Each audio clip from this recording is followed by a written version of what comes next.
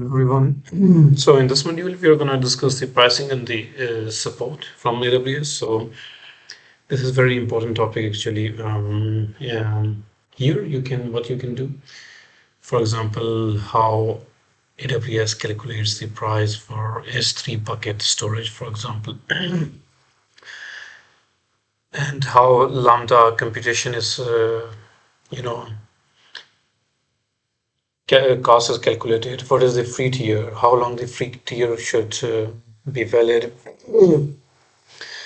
And after that, how it calculates the cost, how you can consolidate the cost to the one. So these topics are really important. Plus, the thing is that other than that, the budget thing is also very important, and the custom support. So let's see.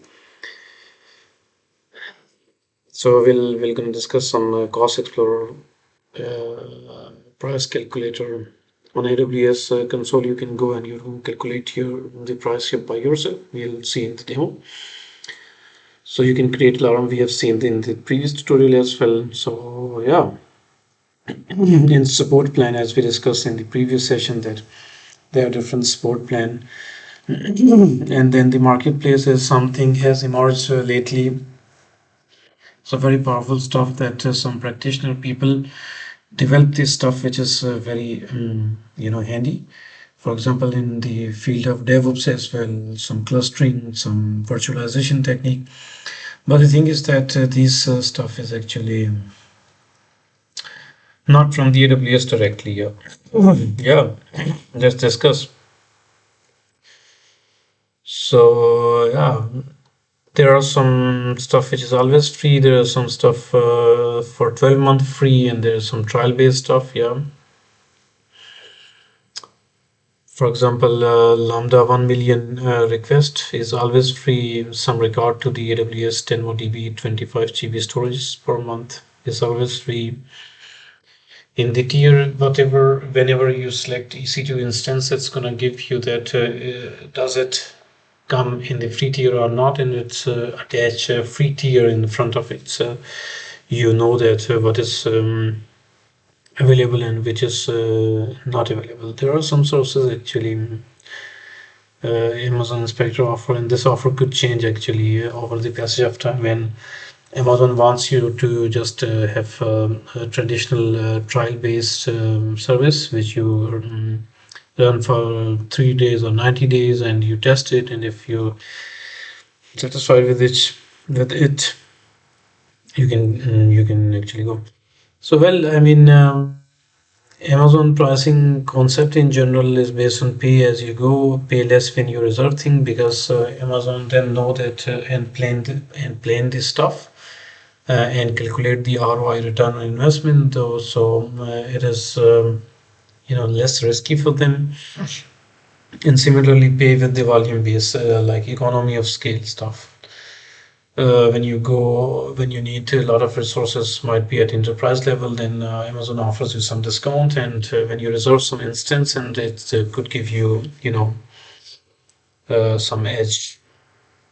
Demand base, yeah, the workload can increase, decrease. There is some artificial demand as well. For example, if you create some service, you pull it or push it on the cloud and configure your application, and there is some malicious DoD attack, denial of services attack, or this DDoS attack from somewhere, which create too many requests in a smaller period of time. It is possible that you increase too much money in that case in the sources. So you can go and calculate your stuff. For example, let's create a case study and discuss pricing. For example, so you want to store some photo. Well, how the cost is going to be calculated?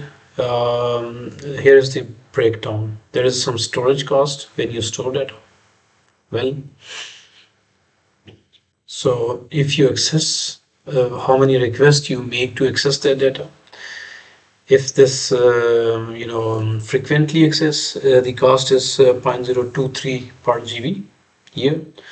If it is if it is infrequent, for example, you have chosen the S3 intelligence tiering, which means that it's automatically figure out that which data is more frequently accessed and which is not.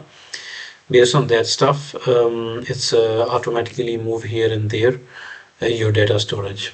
So this is the cost. So for example, in the end, actually, you pay 2.5 for the storage, and then you pay for the accessing the object. For example, 1,000 object for on some place and some are on the other place. Monitoring and automation cost. And in general, you pay that much, right? So yes. So similarly, for the medium, for the load balancer, you also pay for Lambda, for example. You 1 million are free, and after that, you for every GB per second, number of GB data consumed and number of time means GB per second, and you pay some price. So it's self-evident that there is some sources. But you don't have to remember all this stuff. This is just to show you that how Amazon at a very deep down level calculate this.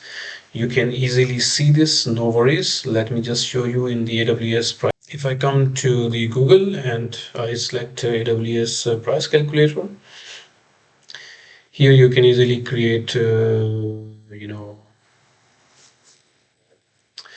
estimate. You can also select the region. For example, I'm in Germany and I could select this zone here, local zone here. You can select anyone. For example, similar scenario, I could take here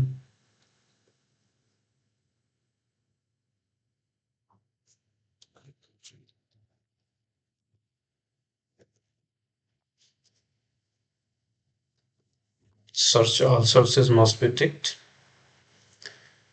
So there are some sources already coming up here. You can find them or click them. S3 should be one of them. Yeah, you can configure here.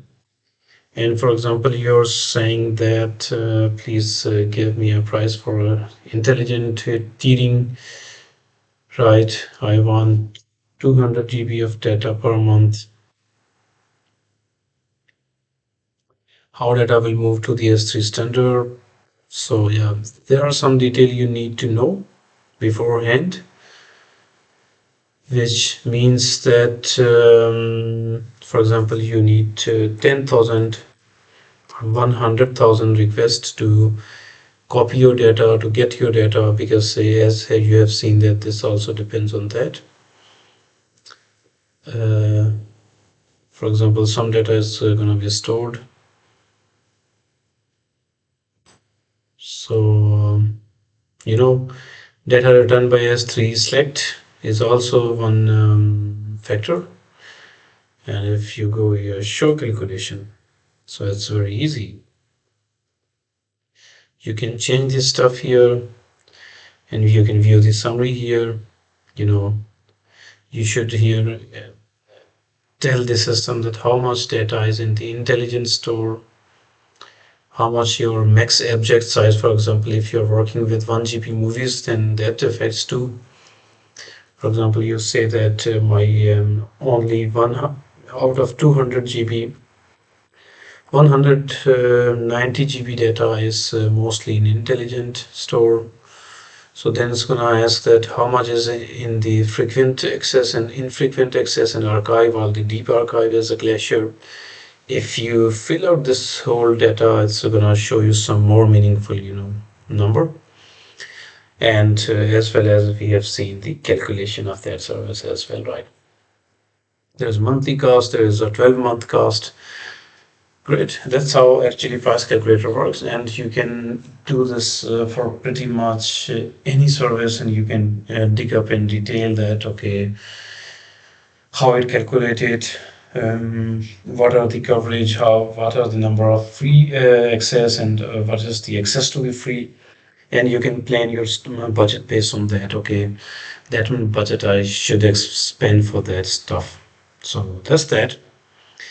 And then, yeah, the Lambda, because it is very well famous in the Amazon, it's very powerful. It is serverless. Plus, there is a lot of free number of requests. 1 million free requests you got, which is a lot of free available resource. You don't need to worry about your backend, your server, your computing, EC2 instance creation, blah blah blah. You just write your code in the interface of the Lambda. You create a Docker container. You package your code inside, and your Lambda does everything for you. This is the serverless computing power. And for example, you can also combine your bill here, EC2 pricing as well.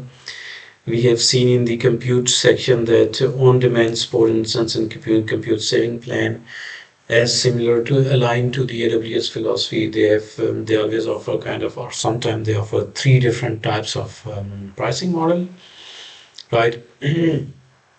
Support instance is nothing but kind of a market win based on demand and supply. They say, well, this is the right now, price. Similarly, we have discussed in details how they do the pricing for S3 actually, and then free tier is for 12 months, and then there are some tools available easily. You can explore your costs, your budget.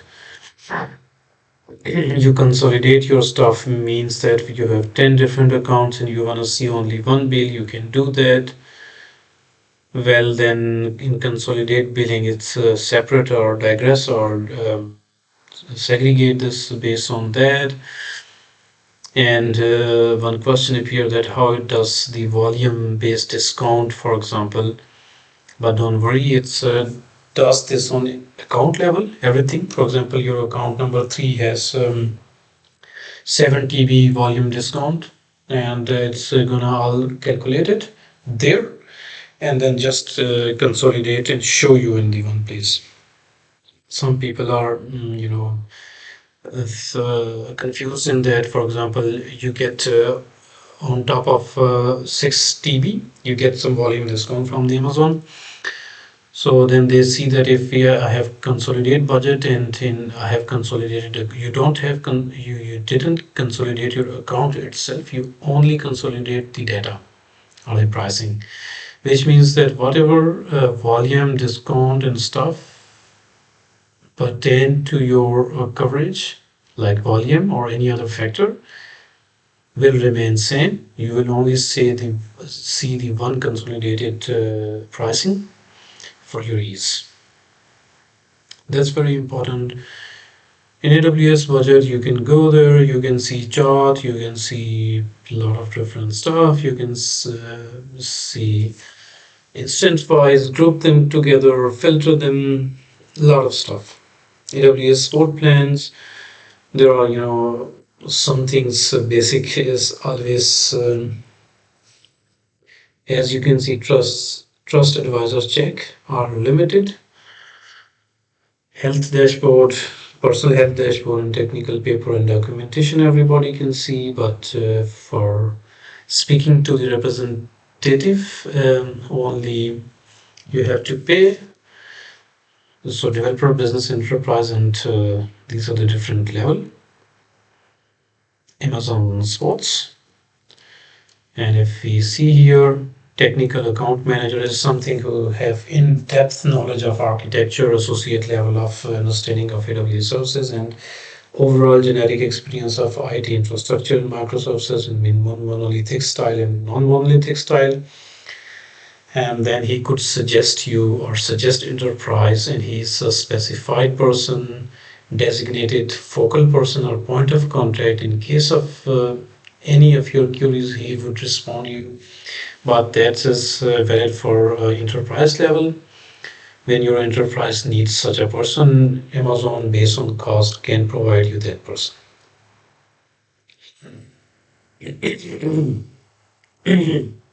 Rest advisor only start from the business level. Before that, you cannot do this. The cool stuff is the AWS Marketplace. When people come, patch, develop some sources, and make them available to AWS, and they say, okay, please test this. You have to pay this.